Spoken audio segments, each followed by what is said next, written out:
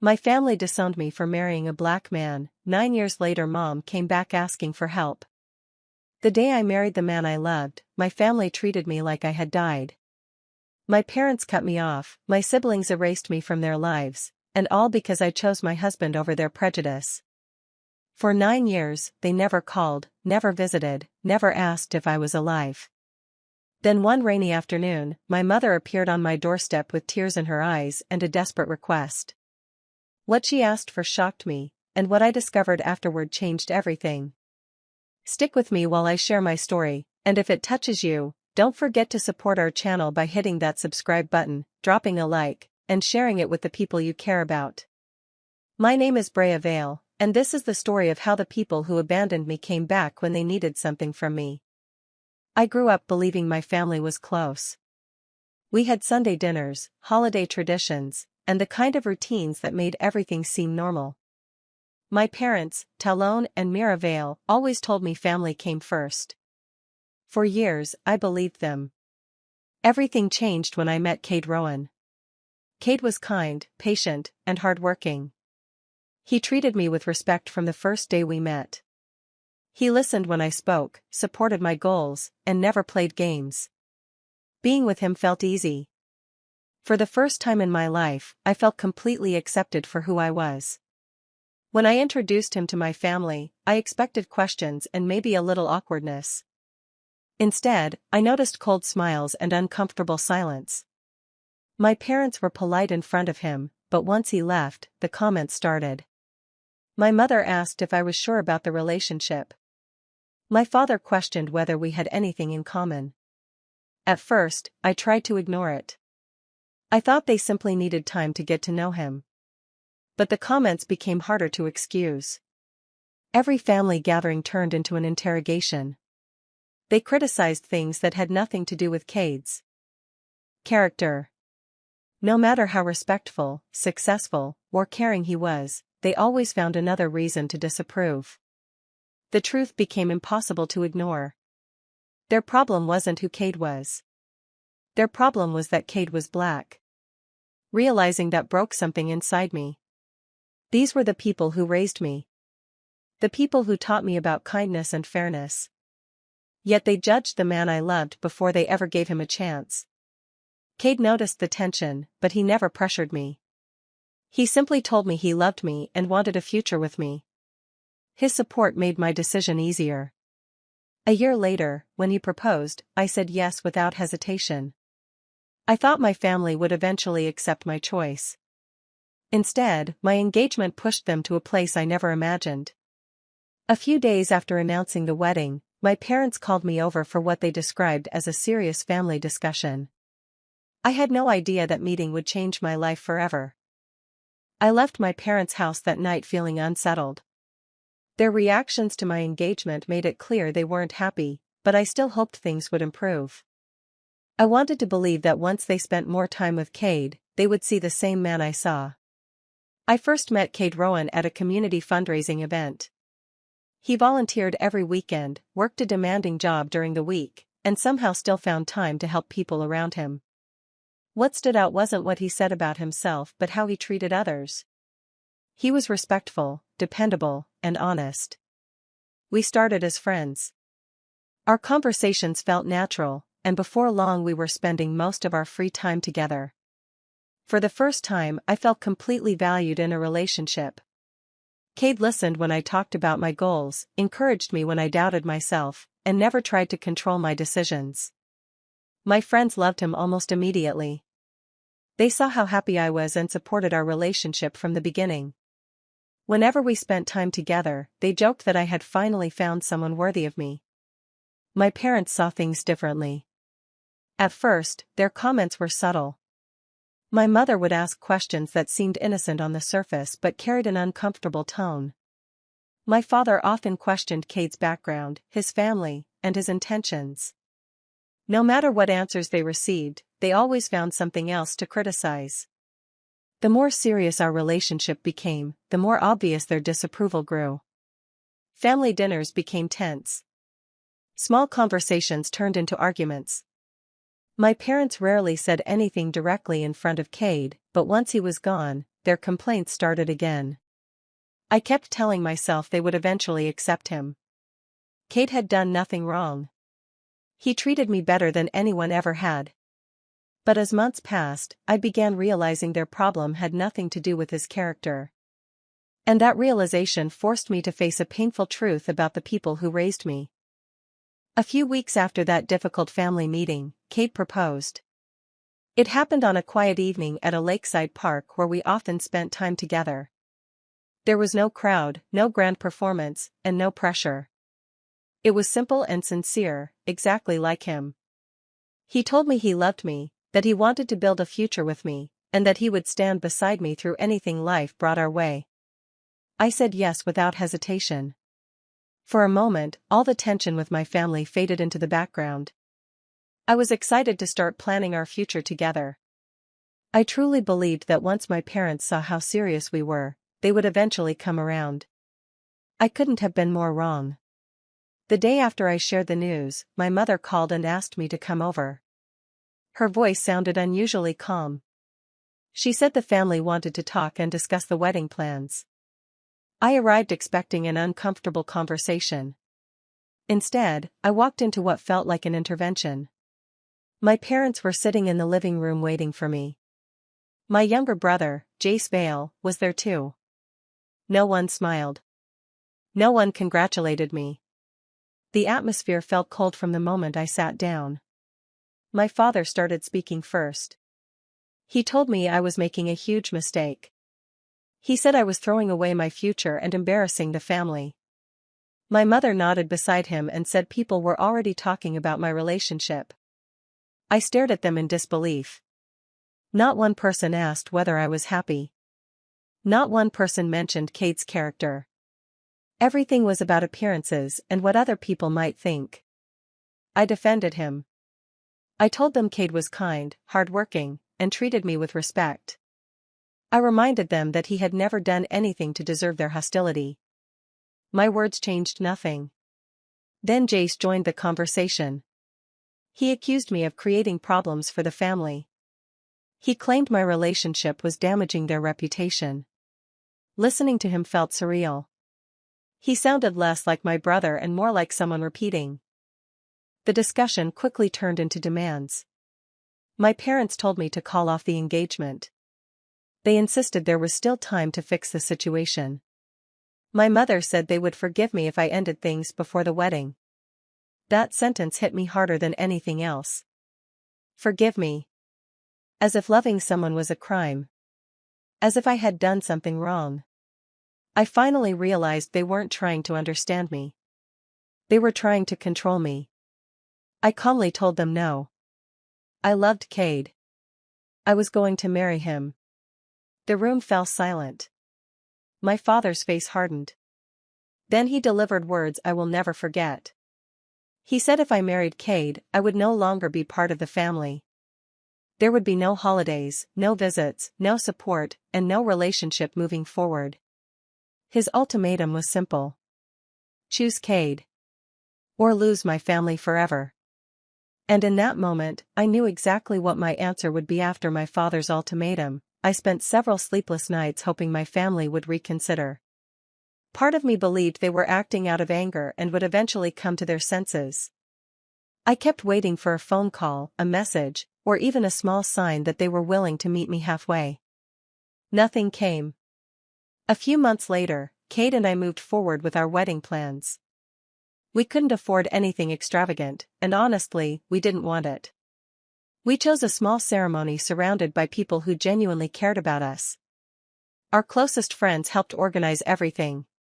Some brought food, some helped decorate, and others simply showed up with love and support.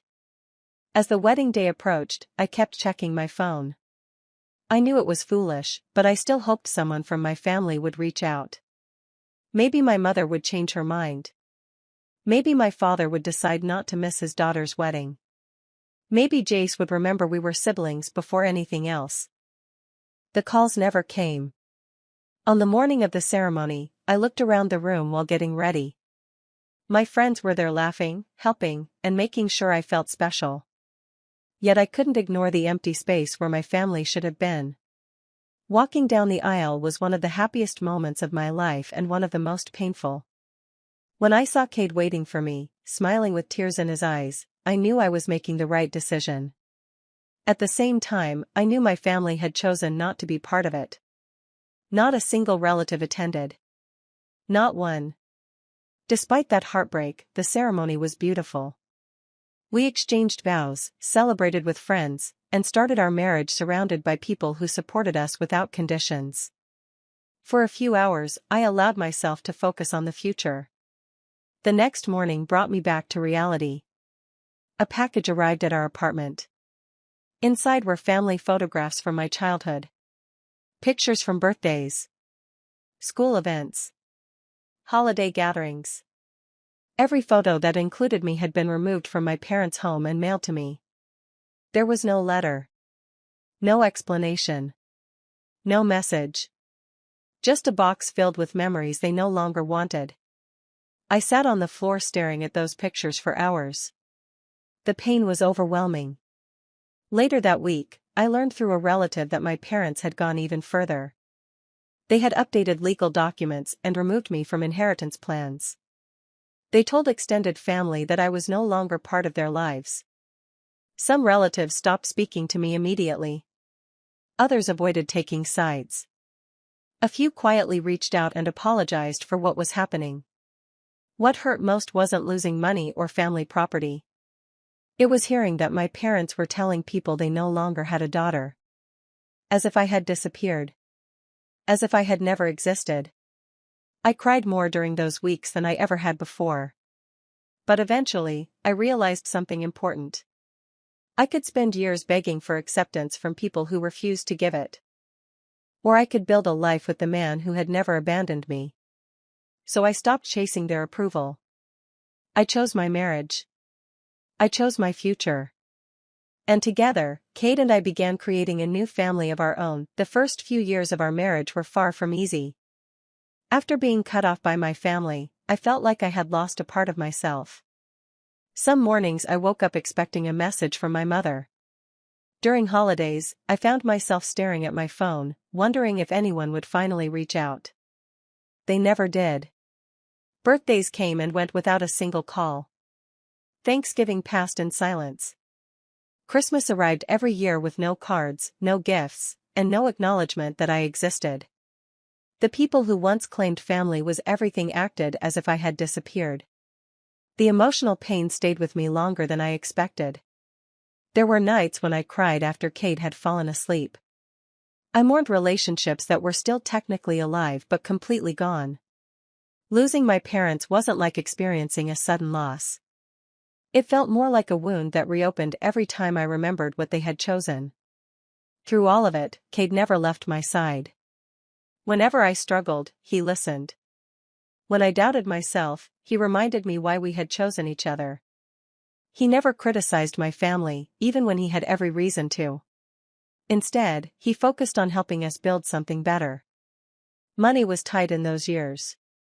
We both worked long hours to keep up with bills and save for the future. Some weeks felt like an endless cycle of work, budgeting, and trying to stretch every dollar. We didn't have financial help from anyone. Everything we accomplished came from our own effort. Slowly, things began improving.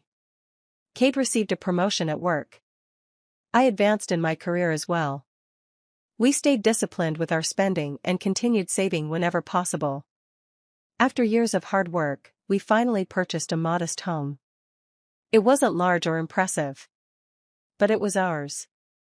I still remember standing in the empty living room on the day we got the keys. For the first time since my family disowned me, I felt a sense of stability. A year later, our son, Nolan, was born. Holding him in my arms changed everything. The sadness I had carried for years suddenly shared space with a new feeling, gratitude. I finally understood what unconditional love looked like. 2 years later, our daughter, Emery, joined our family. Our house became filled with laughter, toys, bedtime stories, and memories. Life wasn't perfect, but it was real. The love inside our home never depended on conditions, approval, or appearances. As I watched Cade play with our children, I realized something important. He had given me the family I had always wanted. Not because everything was easy. Not because we never struggled. But because our home was built on respect, loyalty, and love. Meanwhile, my parents remained completely absent. They never asked about their grandchildren. They never sent birthday cards. They never attempted to reconnect. Years passed without a single word. Eventually, I stopped expecting one. I focused on the life standing right in front of me instead of the people who had walked away. Little by little, the family I lost became less important than the family I was building. And for the first time in years, I was genuinely happy. 9 years passed after my family cut me out of their lives. By then, my life looked completely different from the one I had imagined when I was younger. Cade and I had built a stable home, our children were growing up, and the pain of being disowned no longer controlled my daily life. The memories were still there, but they no longer defined me. Most days, I rarely thought about my parents or my brother. They had made their choice years ago. I had accepted it and moved on.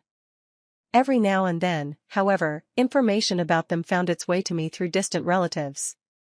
Some family members had quietly stayed in contact over the years. They respected my decision to keep my distance and occasionally shared updates when something significant happened. For a long time, those updates were minor. Then the stories started changing. One afternoon, I received a call from a cousin I hadn't spoken to in months.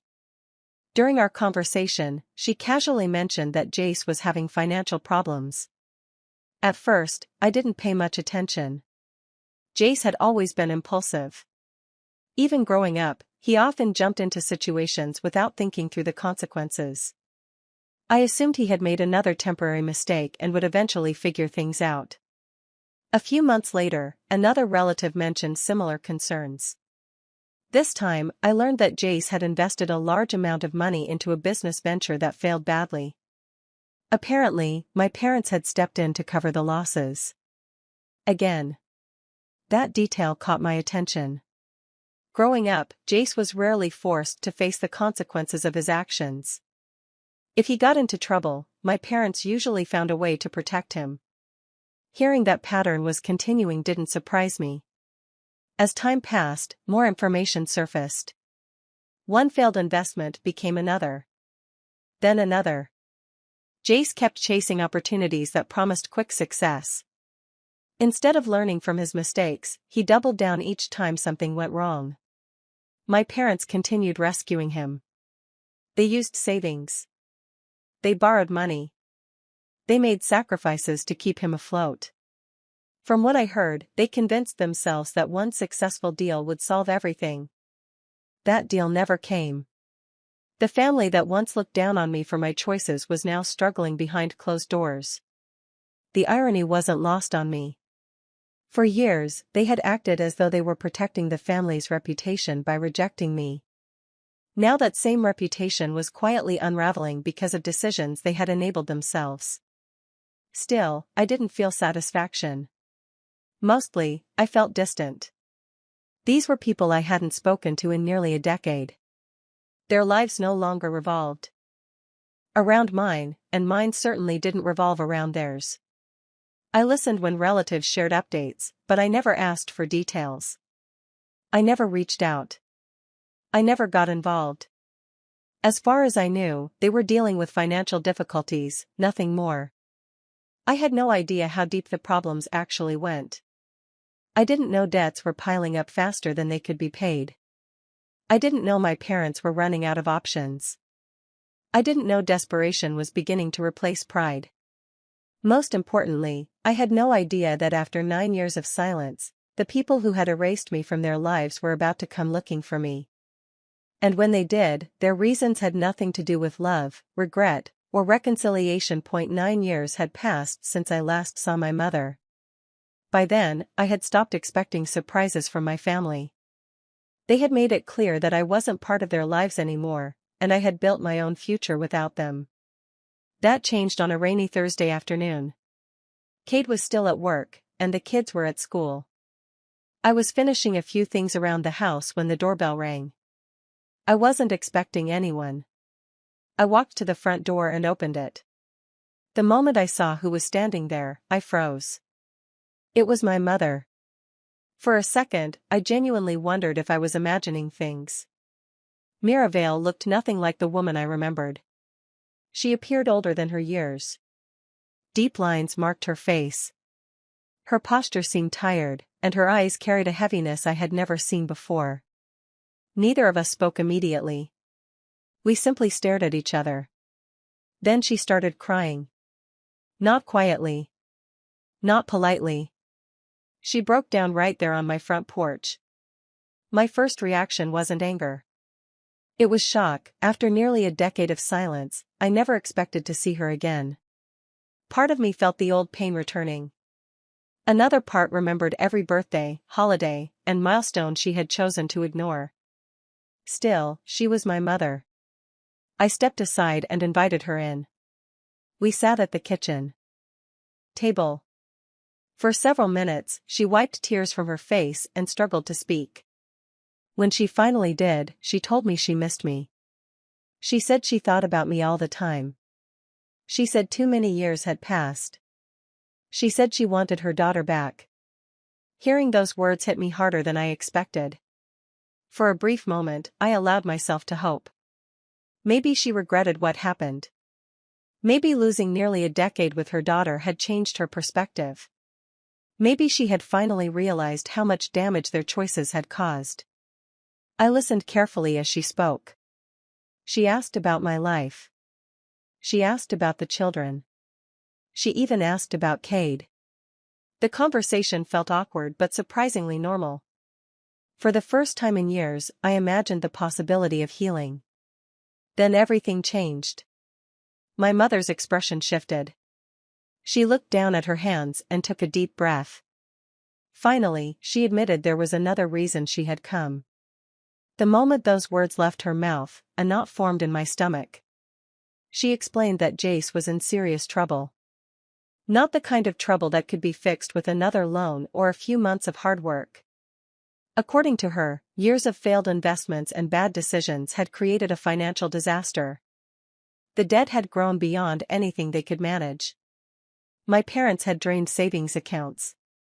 They had borrowed against assets. They had exhausted every option available. Now creditors were demanding payment. The family home was at risk. Everything they owned was hanging by a thread. As she continued speaking, I slowly realized why she was sitting across from me after 9 years. She hadn't come because she missed me. She hadn't come because she wanted to meet her grandchildren. She hadn't come to apologize.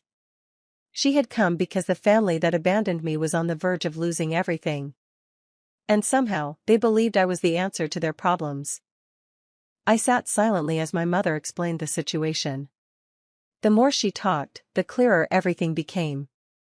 The sudden visit after 9 years wasn't about rebuilding a relationship. It wasn't about regret. It wasn't about reconnecting with her daughter. It was about money. When she finally reached the point, she looked directly at me. Then she asked for help. Not a small loan. Not temporary assistance. She wanted hundreds of thousands of dollars. For a moment, I honestly thought I had misunderstood her. I stared at her, waiting for some kind of explanation that would make the request sound reasonable. Instead, she continued talking as though what she was asking was completely normal. She said family should help family. She said parents and children should be there for each other during difficult times. She said this was exactly what families do. I couldn't believe what I was hearing. For 9 years, my family had treated me like I didn't exist. They missed every birthday. They ignored every holiday. They never called after the birth of my son. They never called after the birth of my daughter. They never asked for photos. They never wanted to meet their grandchildren. According to them, I wasn't part of the family anymore. Yet somehow, the moment they needed money, I suddenly became family again. The hypocrisy was staggering.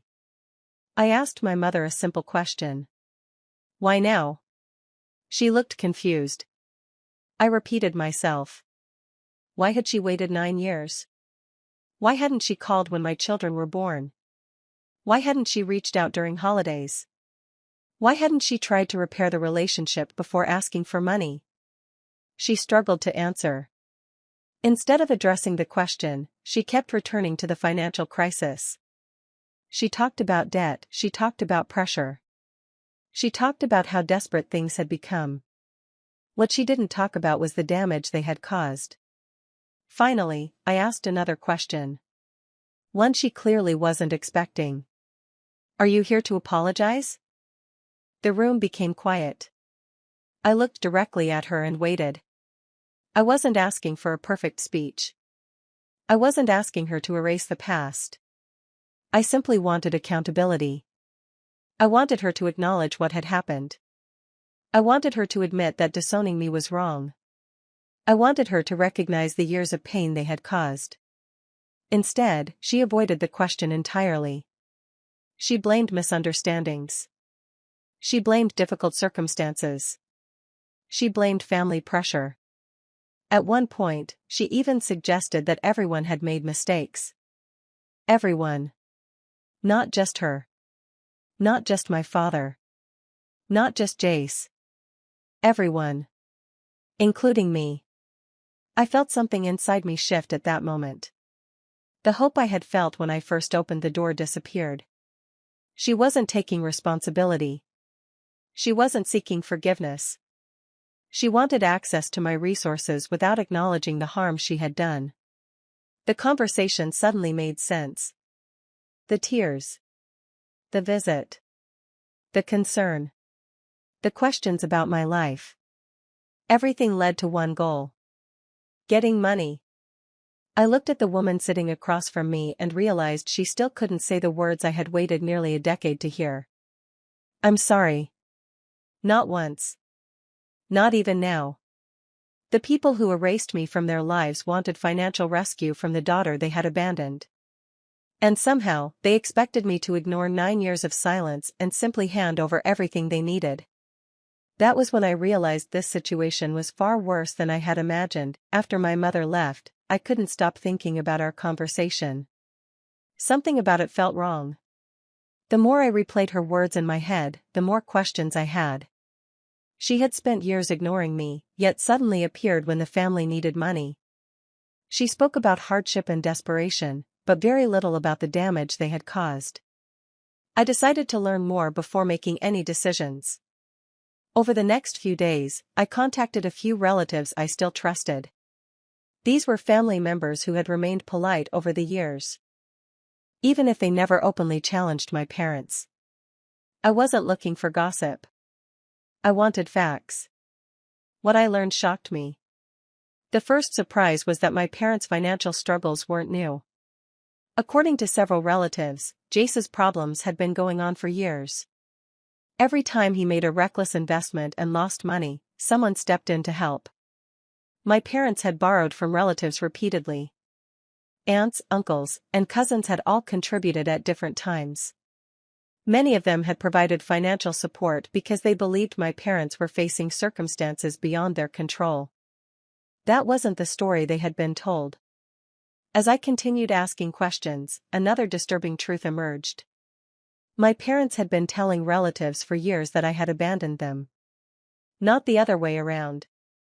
They claimed I walked away from the family and refused all contact. They never mentioned the ultimatum.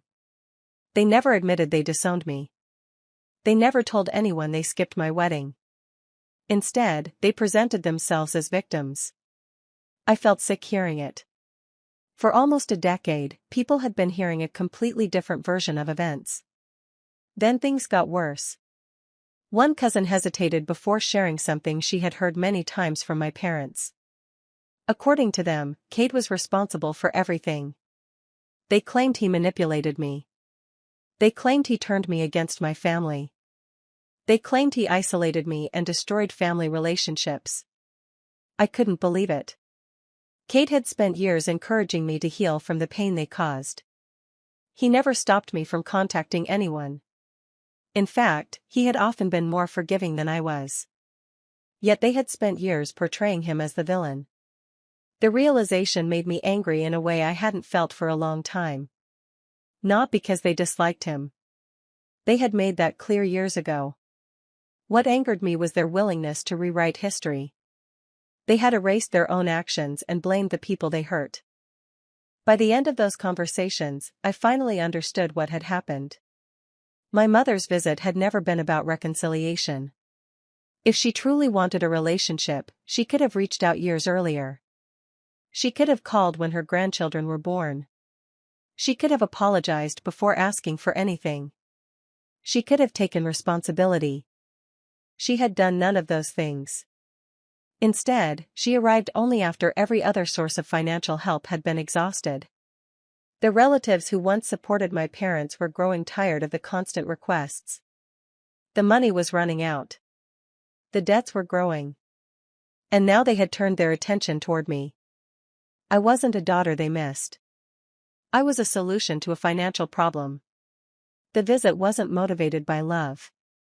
It was a calculated attempt to use me. Once I accepted that truth, the situation became much easier to understand. And I knew my next conversation with my family would be very different. A week after my mother's visit, she called again. This time she didn't bother pretending the conversation was casual. She asked if I would meet with the family and discuss the situation. According to her, everyone wanted a chance to talk face to face and work things out. Part of me knew it was a bad idea. The other part wanted confirmation. I wanted to know whether there was any genuine regret behind their actions or whether everything really was about money. So I agreed to meet them. We chose a small restaurant halfway between our homes. When I arrived, I immediately realized I had made a mistake. My parents were already seated at a table. Jace was there too. No one greeted me warmly. No one asked how I had been. No one asked about Cade or the children. The atmosphere felt tense from the beginning. I sat down and waited. Within minutes, the conversation shifted directly to their financial problems. There was no effort to rebuild trust. There was no discussion about the years we had lost. There was only pressure. My mother repeated many of the same points she had made at my house. She talked about debt, deadlines, and the possibility of losing everything. Then Jay started speaking. The entitlement in his voice was unbelievable. He spoke as though my help should already be guaranteed. He described his situation as if I were somehow responsible for fixing it. He talked about future business opportunities and claimed he could recover if he just had enough financial support. I listened quietly.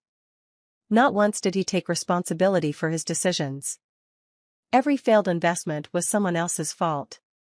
Every financial setback had an excuse. Every mistake was explained away. The pattern was obvious. Nothing had changed. Then my father joined the discussion. His approach was even worse. He leaned forward and told me I owed the family. At first, I thought I had misheard him. But he repeated it. According to him, parents spend years raising their children. Because of that, children have an obligation to help when needed. The statement stunned me. This was the same man who told me I was no longer his daughter. The same man who skipped my wedding. The same man who erased me from family photographs and inheritance plans. Now he wanted to talk about obligation. I asked him a simple question. If I owed the family, why did you spend 9 years pretending I didn't exist? Neither of my parents answered. Instead, they changed the subject. As the conversation continued, I gave them several opportunities to acknowledge what happened years ago. I asked about the ultimatum. I asked about being disowned. I asked about the lies they told relatives. Most importantly, I asked whether they regretted rejecting me because of the man I married. They refused to answer directly. There was no apology. There was no accountability. There wasn't even an honest discussion. Every question led to excuses. Every uncomfortable topic was avoided. By the end of the meeting, I finally understood something. They hadn't changed at all. The same prejudice was still there. The same arrogance was still there. The same refusal to accept responsibility was still there. The only difference was that now they needed something from me. As I looked around the table, I realized I wasn't sitting with people seeking forgiveness. I was sitting with people trying to manipulate me into solving problems they created themselves. And at that moment, I knew exactly what my answer would be. After leaving that meeting, I made my decision. I wasn't giving them a single dollar. Not because I wanted revenge. Not because I wanted them to suffer. I simply refused to reward years of dishonesty, manipulation, and cruelty. But I also wasn't going to stay silent anymore. For nearly a decade, my parents had controlled the narrative. They told relatives that I abandoned them. They blamed Kate for destroying the family. They painted themselves as victims while hiding the truth about what actually happened. I decided it was time for people to hear the full story. Over the following days, I contacted several relatives individually. I remained calm and factual. I didn't exaggerate anything. I showed them messages that proved my father had given me an ultimatum before my wedding. I shared evidence that my family had cut contact with me, not the other way around.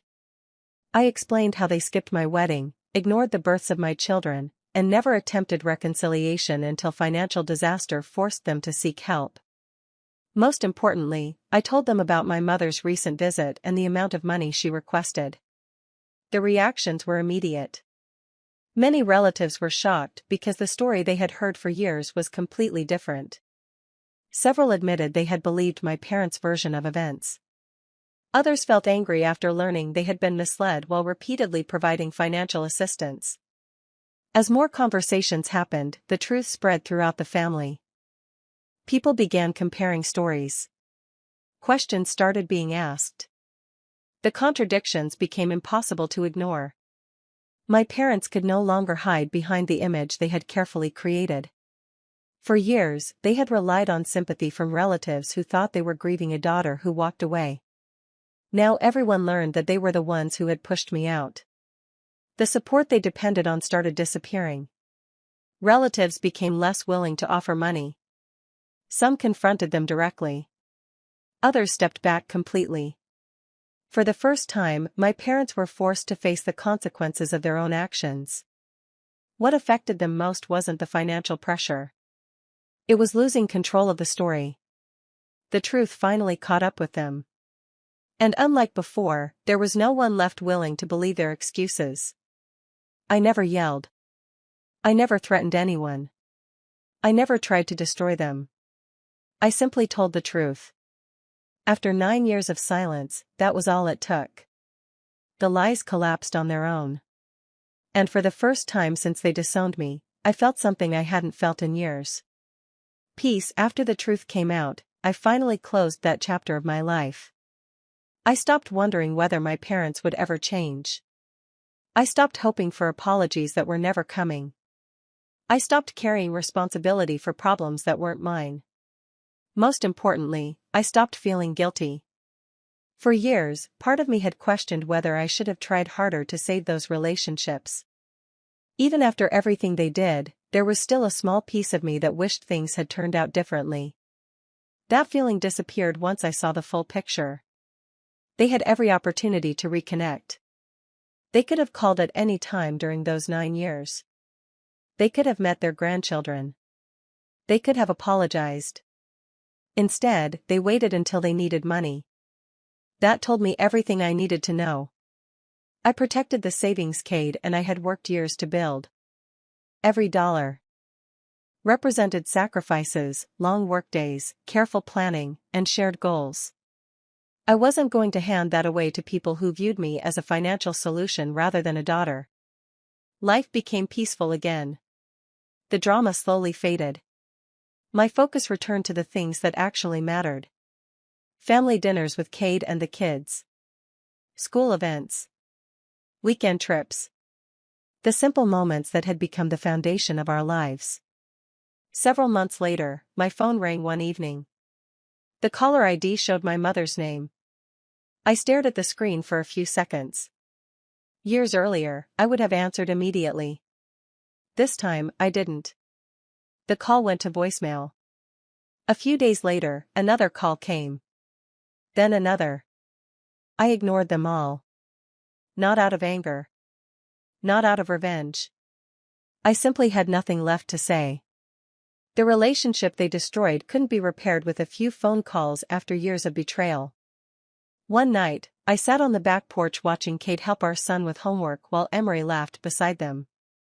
The scene was ordinary, but it meant everything to me. At that moment, I realized something powerful. The family I built was worth far more than the family I lost. The people who loved me stood beside me during difficult times. They celebrated my successes. They supported me without conditions. They never asked me to earn their acceptance. My parents expected to return and take something from me. Instead, they learned a lesson they never expected. Some bridges can be repaired. Others collapse because of choices made over many years. By the time they finally looked back, the bridge between us was gone. I chose peace. I chose the people who chose me. And for the first time in my life, I walked away without looking back. Do you think I made the right choice by protecting my husband, my children, and the life we built, or should I have given my family another chance after everything that happened? Let me know in the comments. I'm curious to hear your thoughts. And if you enjoy stories like mine, don't forget to subscribe and turn on notifications for more.